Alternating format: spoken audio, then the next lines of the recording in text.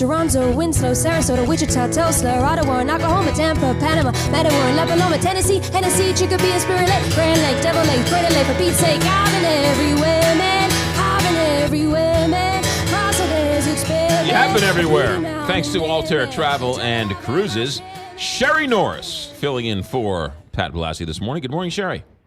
Good morning, McGraw. How are you? Good. So we wake up to the news that WOW Airlines is no more. How surprised are you, and what are your thoughts as you see Lambert?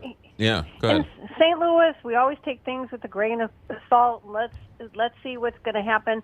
But I think this was more of a thing with WOW than it was a thing against St. Louis. I don't think that it wasn't that St. Louis didn't support it. I think it was more that WOW maybe has other things going on, and so that's why. I was a little scared to sort of use WOW Airlines, but apparently it was pretty successful here. A lot of people used it.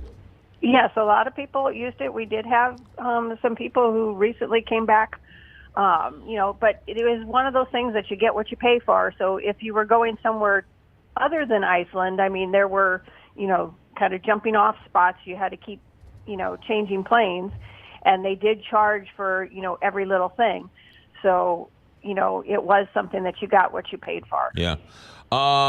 It is important to know that WOW had the issues and not the route here in town.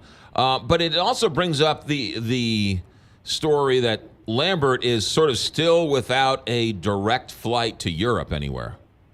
Right. Right. We, back in the day when we had TWA, we were, a good hub for Europe, and we're not anymore. And things out of St. Louis for connections are smaller planes. So that creates a problem. And then why we always suggest whenever people are going to Europe, either going the day ahead of if it's a tour or a cruise, or especially allowing extra time for your connection, because these planes out of St. Louis are full because they're small, going to the connector cities like Chicago, Atlanta, New York. And if something happens that they're delayed, you could be seriously delayed. And, Europe, that could cause you to be delayed a day. Yeah. And you know what, though? I don't know a world where you'd fly over a nonstop type of deal. But I don't, landing in New York or Newark or Atlanta or Chicago might be a little pain in the neck coming home. But going over there, I like to get there a little early and sort of see the sights and sort of settle in before you get on the boat or the bus or whatever. Right. It's always nice to have that extra day to kind of acclimate to the time and everything before you truly start on to your vacation. Yeah. All right. What do we know about spring training? You have an extra trip coming up this year, don't you? Yes, we do. And it's only 130 days until the first game. I'm not counting down the minutes or anything. No, you're not. All right, so normally you've been doing this spring training trip for years, and now you're adding a second trip. Right. So our first trip is going to be February 23rd to the 28th, and that's the 5-night trip. We're going to 5 games, 4 of which are at Roger Dean and 1 at Ballpark of the Palm Beaches. But then we've added a second later trip, March 14th to the 18th, which is over a weekend and over St. Patrick's Day. So that should be fun, being down there for the St. Patrick's Day and seeing the Cardinals in their green. And that one, we'll still stay on the beach. We have 3 games, 2 of which are at Roger Dean Stadium and 1 at Ballpark of the Palm Beaches, which is the Baltimore shares that with Houston. And it's a really nice ballpark. It's larger than Roger Dean, so it's nice to have that kind of comparison and experience. That has to be is that a new stadium? It opened 2 years ago. We went there the first year that it opened. It didn't work for us to go last year. Right. But on both trips this year, it'll work. The Cardinals play there each time. So the Houston Astros moved to Palm Beach as well as the Orioles? I'm sorry, I said that backwards. Washington Nationals and Houston Astros. Okay, the Washington and the Astros moved to Palm Beach.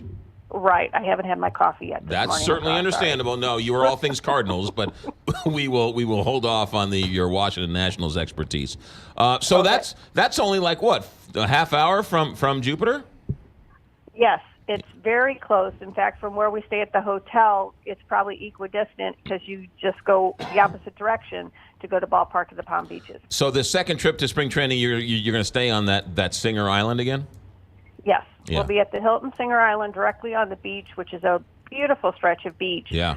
And it's just nice when it's kind of cold back here still to see palm trees and beach and ocean. Now, it's interesting. Are you going to spend the whole time down there, or are you going to come back in between I trips? have to come back, but see, that's my dream. My dream is I'm going to tell Pat, hey, I'll just stay down in Florida for the whole month of March, and I'll just have continuous spring training trips. Altair Travel East, headquartered out of Yes. Singer Island, right? That's the way I see it, yeah. And is it true that how many years in a row have you seen the very first preseason game down in Jupiter?